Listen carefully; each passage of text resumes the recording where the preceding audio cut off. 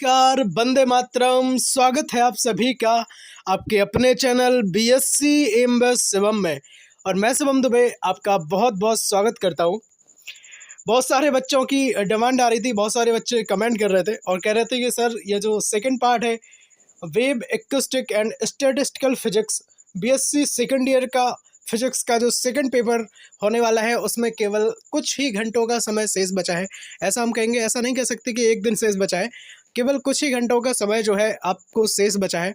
माफ़ करना, क्लास थोड़ी सी लेट हो गई, और थोड़ी सी क्या बहुत ज़्यादा लेट हो गई। और साथ ही बच्चे ऐसा कह रहे थे कि सर जो सेकंड पार्ट है इस वीडियो का कब आएगा, क्या अगली साल आएगा, है ना।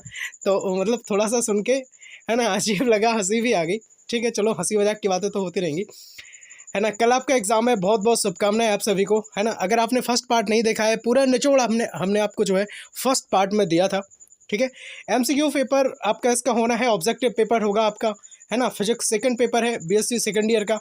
बहुत सारे प्रश्न सीधे सीधे आपके एग्जाम्स में आपसे पूछे जा सकते हैं। फर्स्ट पार्ट अगर आपने नहीं देखा है, कृपा करके जरूर देख लें, है ना। बिना देखे तो बिल्कुल ना मत जाएं अपने एग्जाम में, है ना। एग्जाम में बैठने जा रहे हैं तो फर्स्ट और सेकंड पार्ट दोनों को देख कर ही बैठें। ठीक है, चलो संपूर्ण डिटेल पढ़ेंगे जहां आवश्यकता होगी आपके लिए। थोड़ा सा है ना, अगर जोश खत्म हो गया हो तो जोश जगाने के लिए हमने लिखा है, ख्वाब टूटे हैं मगर हौसले जिंदा हैं।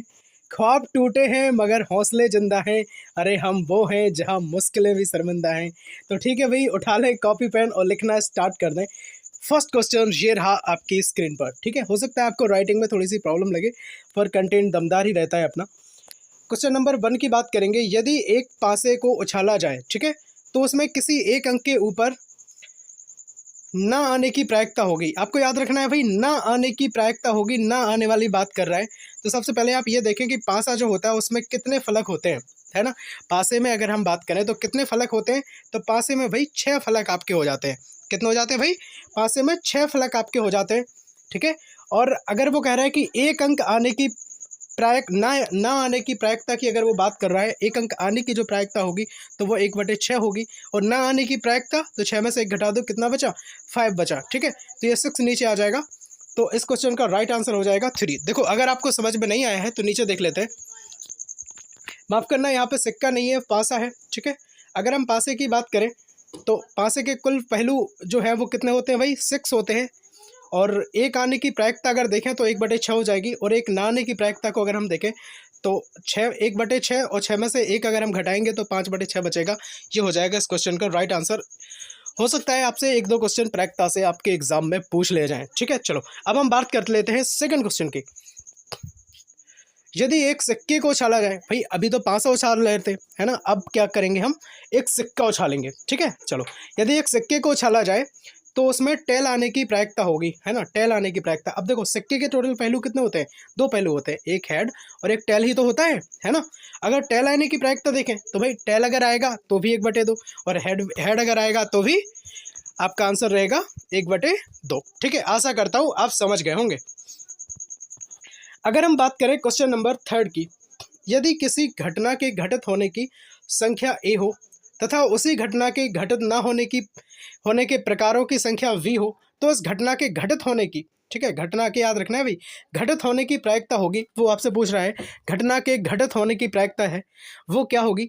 तो देखो पहले तो ये देख लो, घटना के घटित होने की संख्या कितनी है भाई? ए है। ठीक है, घटना के घटित होने की संख्या कितनी थी? ए है। और घटना के घटित ना होने और होने दोनों की संख्या कितनी हो जाएगी? A+B हो जाएगी। तो वो अगर प्रायिकता आपसे पूछ रहा है घटना के घटित होने की प्रायिकता, देखो घटना के घटित होने की प्रायिकता तो संख्या ए, और प्रायिकता के लिए A+B, खत्म। और अगर आपसे पूछ लेता घटना के ना घटित होने की प्रायिकता, तो क्योंकि घटना के ना घटित होने की संख्या कितनी थी? V थी। तो फिर यहाँ पे क्या करेंगे? B/A+B। आशा करता हूँ ये भी बात आप जो है बहुत बेहतरीन ढंग से समझ गए होंगे। ठीक है, चलो अब हम बात कर लेते हैं नेक्स्ट क्वेश्चन की। क्वेश्चन नंबर 4 ये रहा आपकी स्क्रीन पर। ठीक है, वो नहीं होना है किसी को, है ना। सारी चीज़ों को बहुत अच्छे से शानदार तरीके से आप सब पढ़ रहे हैं। ठीक है, चलो हम बात करेंगे क्वेश्चन नंबर 4 की। किसी घटना के घटित होने की प्रायिकता की परास होती है। भाई अगर परास की बात करें, सीधा सीधा क्वेश्चन जो है आपके एग्जाम में ऐसे ही पूछा जा सकता है। ठीक है, तो आपको याद रख लेना है 0 तथा 1 के बीच में। ठीक है, बिल्कुल नहीं भूलना है। देखो, किसी घटना के घटित होने की जो प्रायिकता है उसका मान नहीं हो सकता है भाई। क्या नहीं हो सकता है? तो कभी भी नेगेटिव ऋणात्मक मान जो है, किसी भी घटना के घटित होने की प्रायिकता का मान ऋणात्मक नहीं हो सकता है। आपको बहुत अच्छे से शानदार तरीक़े से अपने माइंड में ये चीज़ सेट कर लेनी है, ठीक है, बिल्कुल नहीं भूलना है। अगर हम बात करें बीटा प्राचल की, है ना, तो सीधा सीधा आप ऐसे याद रख लें, बीटा बराबर 1/k इंटू टी। तो जो के हो जाएगा आपका, बीटा आपका प्राचल रहेगा, के की बात करेंगे तो बोल्ट्जमैन कांस्टेंट रहेगा, टी परमताप रहेगा, है ना। सीधा सीधा ऐसे ही पूछा जाता है कि बीटा प्राचल पैरामीटर क्या होगा, है ना, तो आपको बता देना है कि ये होगा, ठीक है। 2-3 ऑप्शंस रहेंगे, ऊपर नीचे ऐसे कर सकते हैं, हो सकता है आपसे पूछ लिया जाए के बराबर 1/बीटा, ऐसा आपसे बोल दें, ये रिलेशन रहेगा, या फिर 2-3 रिलेशन उल्टे सीधे दे सकते हैं आपसे, आपको कंफ्यूज करवाने के लिए। लेकिन हमें बिल्कुल अच्छे से सारी चीज़ों को शानदार तरीके से पढ़ते हुए चलना है और हमें याद रख लेना है कि हमारा आंसर यही होगा, ठीक है। आशा करता हूँ आप बेहतरीन ढंग से ये चीज़ समझ गए होंगे, ठीक है। चलो अब हम बात कर लेते हैं क्वेश्चन नंबर 5 की। बोल्ट्जमैन विभाजक फलन जेड है, ठीक है भाई। सीधा सीधा आप ये याद रख लें, 3-4 क्वेश्चन ऐसे हैं जो सीधे सीधे आपके एग्जाम्स में पूछे जा सकते हैं। बेहतरीन ढंग से कुछ भी करें, ये क्वेश्चन आपसे गलत नहीं होने चाहिए, ठीक है। देख लो, बोल्ट्स एक नंबर 5 क्वेश्चन की बात आपसे कर रहे थे, ये क्वेश्चन वेरी इंपॉर्टेंट है। साथ ही में क्वेश्चन नंबर 6 की बात करेंगे, बोल्ट्जमैन कांस्टेंट एंट्रोपी प्रायिकता संबंध है ना, ये आप आंसर लिख लें। इन दोनों आंसर्स को आपको बिल्कुल नहीं भूलना है, स्क्रीनशॉट रखो, कुछ भी करो, है ना, एग्जाम में आपसे गलत बिल्कुल भी नहीं होना चाहिए, ठीक है। आशा करता हूँ स्क्रीनशॉट भी आपने ले लिया होगा। बात करेंगे क्वेश्चन नंबर 7 की। हेल्महोल्ट्ज़ ऊर्जा F तथा विभाजक फलन Z में संबंध है, ठीक है। आपको ये भी नहीं भूलना है F बराबर -RT log E जो बेस है और Z, ठीक है। आपको विभाजक फलन जो है यहाँ पे Z रहेगा, ठीक है। आपको बिल्कुल ये भी नहीं भूलना है, सारी चीज़ों को हम लोग बहुत अच्छे से देख रहे हैं, ठीक है। बात करेंगे क्वेश्चन नंबर 8 की। मैक्सवेल बोल्ट्जमैन सांख्यिकी के अनुसार आपको ये चीज़ बिल्कुल नहीं भूलनी है, NI = GI/E alpha plus beta suffix में EI रहेगा, ठीक है। ये भी जो है बहुत ज़्यादा इम्पोर्टेंट है। हो सकता है आपसे सीधा एग्जाम में यही चीज़ आपको लिखी मिल जाए कल। चिरसम्मत अवस्था में जब निकाय होता है तब ऊर्जा के समविभाजन का नियम लागू होता है। तो आपसे पूछ ले कि ऊर्जा के समविभाजन का नियम जो है कब लागू होता है, तो आपको याद रखना है चिरसम्मत अवस्था में, ठीक है। चलिए नेक्स्ट क्वेश्चन की बात करेंगे, क्वेश्चन नंबर 9। गैस के अणुओं की वर्ग माध्य मूल चाल जो होती है वो होती है √3p/ρ, ठीक है। कितनी होती है भाई? 3p/ρ, है ना।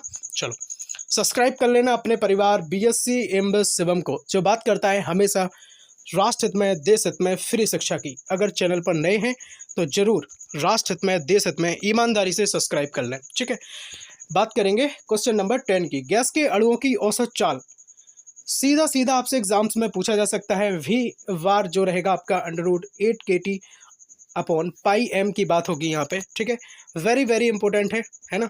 ऐसा ही आपको याद कर लेना है। हो सकता है आपसे घुमा दें एग्जाम में, आपको 8 ऊपर दे दें, M नीचे दे दें, T कहीं दे दें, है ना। तो हमें नहीं भूलना है क्योंकि हमने पढ़ लिया है।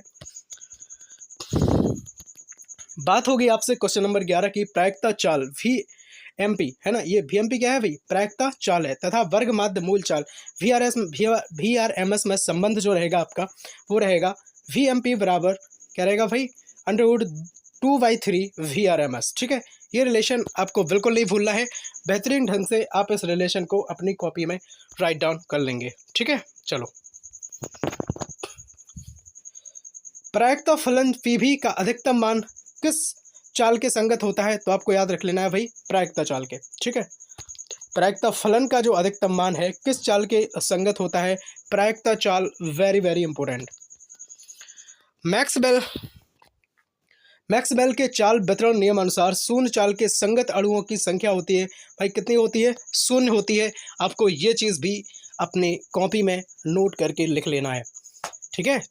देखो अभी आप जब भी वीडियो ये देखो, है ना, हो सकता है कुछ बच्चे सुबह मॉर्निंग में देखेंगे इस वीडियो को, कुछ बच्चे रात में देखेंगे, तो अब आपके पास ज़्यादा टाइम नहीं है कि आप कई चीज़ों में टाइम वेस्ट करें। आप तो सीधा सीधा अपने माइंड में सेट करो, है ना, कैसा भी करके हो सकता है। तो देखो मेरे अकॉर्डिंग मैं अगर आपको बताऊँ पर्सनल, तो आप एक काम करो, अपनी कॉपी पर लिखते चले जाओ, ठीक है। लिख लिख के अगर चीज़ें याद करेंगे तो ज़्यादा टाइम तक माइंड में रहती हैं वो। बात करेंगे क्वेश्चन नंबर 13 की। वर्ग माध्य मूल चाल VRMS तथा औसत चाल V बार में संबंध होता है बिल्कुल याद रख लेना है, सीधा सीधा VRMS इक्वल √3π/8 और रहेगा आपका V बार। ठीक है, चलो चलिए अब हम बात करते हैं प्रायिकता चाल की। प्रायिकता चाल जो होती है दो चीज़ों पर निर्भर करती है। किन किन पर? नंबर 1 जो निर्भर करेगी √T के अनुक्रमानुपाती होती है और √M के व्युत्क्रमानुपाती होती है। अगर आपसे पूछ लें कि प्रायिकता चाल किसके अनुक्रमानुपाती होती है, किसके, तो √T के अनुक्रमानुपाती और √M के व्युत्क्रमानुपाती। चलिए अब हम बात करते हैं क्वेश्चन नंबर 14 की, गॉस-आइंस्टीन वितरण नियम। बिल्कुल सीधा सीधा आप ये याद कर लें, बिल्कुल सीधा सीधा, है ना, क्योंकि आपसे एग्जाम में पूछा जा सकता है कि गॉस-आइंस्टीन का जो वितरण नियम है वो आप लिख लीजिए, है ना। ज़्यादा टाइम नहीं है, बहुत ज़्यादा टाइम आपके पास भी नहीं है कि हम सारी चीज़ों को आपको बहुत अच्छे से बता पाएँ, है ना। जब आप थर्ड ईयर में आएंगे तो सारी चीज़ों को, है ना, स्टार्टिंग से लेकर ही चलेंगे हम, ठीक है, और बेसिक से यूनिट वाइज हम सारी चीज़ों को कंप्लीट करेंगे उस टाइम। चलो क्वेश्चन नंबर 14, आशा करता हूँ आप अच्छे से आपने लिख लिया होगा और समझ गए होंगे। GI/NI + 1 इक्वल e⁻α+β, है ना, और सफिक्स में सिग्मा रहेगा, आई रहेगा। ठीक है, अगर हम बात करेंगे क्वेश्चन नंबर 15 की, है ना, तो ये जो समीकरण आपकी स्क्रीन पर दिख रहा है इसे कहते हैं वी वितरण, बी बंटन का नियम है, इसे हम कहते हैं, है ना। और एक और अगर आपको समीकरण इस फॉर्म में दिख जाए, देखो अगर -1 दिख जाए तो ये रहेगा BE वितरण, और अगर +1 दिख जाए तो FD बंटन। ठीक है, आपको याद रखना है। फर्मी डिराक से जो है आपके क्वेश्चंस एग्जाम में पूछे जा सकते हैं। फर्मी डिराक रहेगा GI/NI e⁻α+β सिग्मा i + 1, ये रहेगा Fermi Dirac. Very very important, सारी चीज़ें वैसे ही वेरी इंपॉर्टेंट है, फिर भी आप इसको भी अब बहुत अच्छे से लिख लें। ठीक है, बात करेंगे क्वेश्चन नंबर 17 की। 17 ये रहा, फर्मी डिराक सांख्यिकी से NI जो होता है भाई, इसका रिलेशन ये रहेगा। ठीक है, इसको आपको बहुत अच्छे से लिख लेना अपनी कॉपी पर या अपने माइंड में सेट कर लेना। अब ब्रस्ट गैस के लिए पूछ सकते हैं e⁻α जो होता है very very very less than होता है। ठीक है, ये चीज़ भी अपनी कॉपी पर लिख दें। ठीक है, एक क्वेश्चन ये भी आपसे पूछ सकते हैं, फर्मी गैस में फर्मी ऊर्जा तक ऊर्जा स्तरों को भरने की जो प्रायिकता होती है वो 1/2 होती है। आदर्श गैस के एक अणु की माध्य ऊर्जा की अगर हम बात करें तो 3/2 kT होती है। आपको ये चीज़ भी बहुत अच्छे से, है ना, अपनी कॉपी पर लिख लेना है या फिर अपने माइंड में बेहतरीन ढंग से सेट कर लेना है।